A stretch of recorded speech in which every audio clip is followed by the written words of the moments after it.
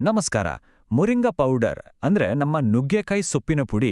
ಇದೊಂದು super food ಅಂತ ತುಂಬಾನೇ ಪಾಪ್ಯುಲರ್ ಆಗಿದೆ. ಆರೋಗ್ಯಕ್ಕೆ ಒಳ್ಳೇದು ಅಂತ ತುಂಬಾ ಜನ ಇದನ್ನ ತಗೊಂತಾರೆ. ಆದ್ರೆ ಮನೆಗೆ ತಂದ ಮೇಲೆ ಅಯ್ಯೋ ಇದನ್ನ ಹೆಂಗ್ ಬಳಸೋದು ಅಂತ ತಲೆ ಕೆಡಿಸ್ಕೊಂತಾರೆ. ಚಿಂತೆ ಬೇಡ, ಯಾಕೆಂದ್ರೆ ಈ ಸಮಸ್ಯೆಗೆ 4 ಸಿಂಪಲ್ ಪರಿಹಾರಗಳನ್ನ ನೋಡೋಣ ಬನ್ನಿ. ಸರಿ, ಹಾಗಿದ್ರೆ ಶುರು ಮಾಡೋಣ. ಈ ಪೌಷ್ಟಿಕ ಪುಡಿಯನ್ನ ನಮ್ಮ ಡೈಲಿ ರೊಟೀನ್ನಲ್ಲಿ ಹೇಗೆ ಸುಲಭವಾಗಿ ಸೇರಿಸ್ಕೋಬೋದು ಅಂತ ನೋಡೋಣ.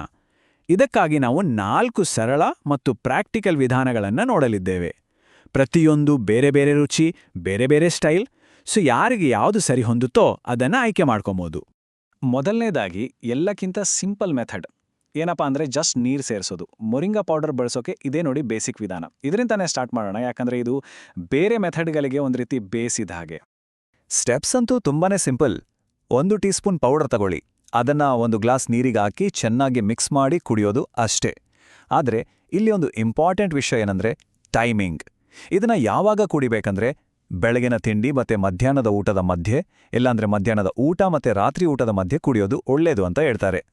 ಆದರೆ ಇಲ್ಲೊಂದು ಸಣ್ಣ ಪ್ರಾಬ್ಲಮ್ ಇದೆ. ಈ ಮೆಥಡ್ ಸಿಂಪಲ್ ಆಗಿದ್ರೂ ಪ್ರಾಬ್ಲಮ್ ಏನಂದ್ರೆ ಅದರ ಟೇಸ್ಟ್.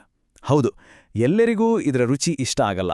ಸ್ವಲ್ಪ ಕಹಿ, ಒಂಥರ ಗಿಡ ಥರ ಇರೋದ್ರಿಂದ ಕುಡಿಯೋಕ್ಕೆ ಕಷ್ಟ ಆಗ್ಬೋದು. ಹಾಗಿದ್ರೆ ರುಚಿಯನ್ನ ಚೆನ್ನಾಗಿ ಮಾಡ್ಕೊಳ್ಳೋಕೆ ಏನ್ ಮಾಡೋದು? ಸರಿ, ಈಗ 2 ಟೇಸ್ಟಿ ಆಲ್ಟರ್ನೇಟಿವ್ಸ್ನ ನೋಡೋಣ. ಈ ಟೇಸ್ಟ್ ಪ್ರಾಬ್ಲಮ್ಗೆ ಸೊಲ್ಯೂಷನ್ ಕೊಡೋ 2 ಆಪ್ಷನ್ಸ್ ಇವು. ಈ ಮೆಥಡ್ಸ್ ಖಂಡಿತವಾಗ್ಲೂ ಮೊರಿಂಗಾ ಕುಡಿಯೋ ಎಕ್ಸ್ಪೀರಿಯನ್ಸನ್ನ ಇನ್ನಷ್ಟು ಎಂಜಾಯಬಲ್ ಮಾಡುತ್ತೆ. ಮೊದಲನೇ ಆಲ್ಟರ್ನೇಟಿವ್ ಇಲ್ಲಿದೆ. ಒಂದು ಸಿಂಪಲ್ ಸಿಟ್ರಸ್ ಟ್ವಿಸ್ಟ್, ಅಂದ್ರೆ ನಿಂಬೆಹಣ್ಣು. ಇದು ಡ್ರಿಂಕಿನ ಟೇಸ್ಟನ್ನ ಸಖತ್ತಾಗಿ ಚೇಂಜ್ ಮಾಡುತ್ತೆ. ನೋಡಿ, ಈ ಚಿಕ್ಕ ಚೇಂಜ್ ಎಂಥ ದೊಡ್ಡ ವ್ಯತ್ಯಾಸ ತರುತ್ತೆ. ನಿಂಬೆ ರಸ ಹಾಕೋದ್ರಿಂದ ಮೊರಿಂಗಾದ ಕಹಿ ಟೇಸ್ಟ್ ಕಡಿಮೆಯಾಗಿ ಒಂಥರ ರಿಫ್ರೆಶಿಂಗ್ ಡ್ರಿಂಕ್ ಆಗಿ ಬದಲಾಗುತ್ತೆ. ಆಗ ಕುಡಿಯೋಕ್ಕೂ ಈಸಿ ಅನ್ಸುತ್ತೆ. ಬರೀ ನೀರಿನಲ್ಲಿ ಕುಡಿಯೋದಕ್ಕಿಂತ ಇದು ಎಷ್ಟು ಬೆಟರ್ ಅಂತ ತೋರ್ಸೋಕೆ ನೋಡಿ, ಮೂಲದಲ್ಲಿ ಏನಂತಾರೆ, ಇದು ಹೆಚ್ಚು ಉತ್ತಮವಾದ ದಾರಿ. ಈ ಒಂದು ಸಿಂಪಲ್ ಚೇಂಜ್ ಎಷ್ಟು ಪವರ್ಫುಲ್ ಅಂತ ಇದರಿಂದಾನೇ ಗೊತ್ತಾಗುತ್ತೆ. ಓಕೆ, ಈಗ ಏಕ್ದಮ್ ಬೇರೆನೇ ಥರದ ಒಂದು ಮೆಥಡ್ ನೋಡೋಣ.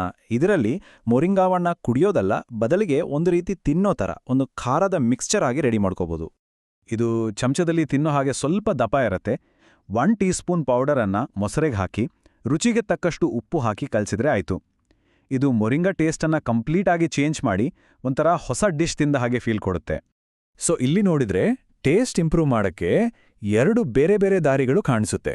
ಒಂದು, ನಿಂಬೆ ಹಾಕಿ ರಿಫ್ರೆಶಿಂಗ್ ಡ್ರಿಂಕ್ ಮಾಡ್ಕೋಬೋದು. ಇನ್ನೊಂದು, ಮೊಸರು ಹಾಕಿ ಖಾರವಾಗಿ ತಿನ್ಬೋದು. ಯಾರಿಗೆ ಯಾವುದಿಷ್ಟನೋ ಅದನ್ನ ಟ್ರೈ ಮಾಡ್ಬೋದು. ಈಗ 3ನೇ ವಿಧಾನ, ಮತ್ತು ಇದನ್ನೇ ಪ್ರಿಫರ್ಡ್ ಅಂತಾನೂ ಹೇಳ್ತಾರೆ. ಅದೇ ಮಜ್ಜಿಗೆ ವಿಧಾನ. ಇದು ಕೊನೆ ವಿಧಾನ, ಮತ್ತೆ ಇದನ್ನೇ ವೈಯಕ್ತಿಕವಾಗಿ ತುಂಬಾ ಇಷ್ಟಪಟ್ಟು ರೆಕಮೆಂಡ್ ಮಾಡಿರೋದು. ಈ ಸ್ಟೆಪ್ಸನ್ನು ಸ್ವಲ್ಪ ಗಮನ ಇಟ್ಟು ನೋಡಿ. 1 ಲೋಟ ಮಜ್ಜಿಗೆಗೆ 1 ಟೀ ಸ್ಪೂನ್ ಮೊರಿಂಗಾ ಪೌಡರ್ ಹಾಕಿ, ಜೊತೆಗೆ ಸ್ವಲ್ಪ ಉಪ್ಪು ಮತ್ತೆ ಜೀರಿಗೆ ಪುಡಿ. ಆದರೆ ಇಲ್ಲಿ ಇಂಪಾರ್ಟೆಂಟ್ ಪಾಯಿಂಟ್ ಇರೋದು ಅದನ್ನ ಮಿಕ್ಸ್ ಮಾಡೋ ಟೆಕ್ನಿಕ್ನಲ್ಲೇ. ಗಂಟು ಆಗಬಾರ್ದು ಅಂದ್ರೆ ಪೌಡರನ್ನ ಚಮಚದಿಂದ ಗ್ಲಾಸಿನ ಸೈಡ್ಗೆ ಒತ್ತಿ ಒತ್ತಿ ಕರಗಿಸ್ಬೇಕು. ಇಲ್ಲಾಂದ್ರೆ ಗಂಟುಗಳು ಹಾಗೆ ಉಳಿದುಬಿಡುತ್ತೆ.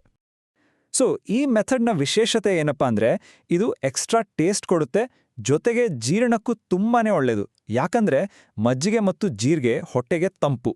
ಆದರೆ ಒಂದೇ ಒಂದು ವಿಷಯ ಅಂದ್ರೆ ಇದನ್ನ ಪರ್ಫೆಕ್ಟಾಗಿ ರೆಡಿ ಮಾಡೋಕೆ ಸ್ವಲ್ಪ ಜಾಸ್ತಿ ಎಫರ್ಟ್ ಬೇಕು.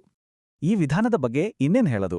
ಮೂಲದಲ್ಲೇ ನೋಡಿ, ನಾನು ಈ ವಿಧಾನವನ್ನು ಇಷ್ಟಪಡುತ್ತೇನೆ ಅಂತ ಹೇಳಿದ್ದಾರೆ. ಅಂದ್ರೆ ಇದು ಎಷ್ಟೊಂದು ಒಳ್ಳೆ ಆಯ್ಕೆ ಅನ್ನೋದನ್ನ ನಾವು ಅರ್ಥ ಮಾಡ್ಕೋಬಹುದು. ಸರಿ, ಈಗ 4ನೇ ಭಾಗಕ್ಕೆ ಬರೋಣ. ಅದೇ ನಿಮ್ಮ ವಿಧಾನವನ್ನು ಆರಿಸುವುದು. ಇಲ್ಲಿವರೆಗೆ ನಾವು 4 ಮೆಥಡ್ಸ್ ನೋಡಿದೀವಿ ಅಲ್ವಾ? ಯಾವುದು ಬೆಸ್ಟ್ ಅಂತ ಡಿಸೈಡ್ ಮಾಡಕ್ ಸುಲಭ ಆಗ್ಲಿ ಅಂತ ಎಲ್ಲವನ್ನೂ ಒಟ್ಟಿಗೆ ಇಟ್ಟು ಒಂದು ಸಣ್ಣ ರೀಕ್ಯಾಪ್ ಮಾಡೋಣ. ಇಲ್ಲಿರೋ ಟೇಬಲ್ ನೋಡಿ, ಎಲ್ಲವೂ ಒಂದೇ ನೋಟಕ್ಕೆ ಕ್ಲಿಯರ್ ಆಗಿ ಅರ್ಥ ಆಗುತ್ತೆ. ಬರೀ ನೀರು ಹಾಕಿದ್ರೆ ರುಚಿಕರವಾಗಿಲ್ಲ. ನಿಂಬೆ ನೀರು ಹೆಚ್ಚು ಉತ್ತಮ. ಮೊಸರು ಮಿಕ್ಸ್ ಒಂದು ಖಾರದ ಆಪ್ಷನ್. ಕೊನೆಗೆ ಮಜ್ಜಿಗೆ ಮಿಕ್ಸ್ ಇದೇ ನಾನಿಷ್ಟಪಡೋದು ಅನ್ನೋ ಸ್ಟೇಟಸ್ ಪಡೆದಿದೆ. ಇದರಿಂದ ಯಾವ್ದು ಬೇಕು ಅಂತ ಆಯ್ಕೆ ಮಾಡೋದು ಈಸಿ ಆಗುತ್ತೆ. ಇಲ್ಲಿ ನಾವು ನೆನಪಿಡಬೇಕಾದ ಒಂದು ಮುಖ್ಯ ವಿಷಯ ಇದೆ. ಎಲ್ಲರಿಗೂ ಇದೇ ಬೆಸ್ಟ್ ಅಂತ ಒಂದೇ ಮೆಥಡ್ ಇಲ್ಲ.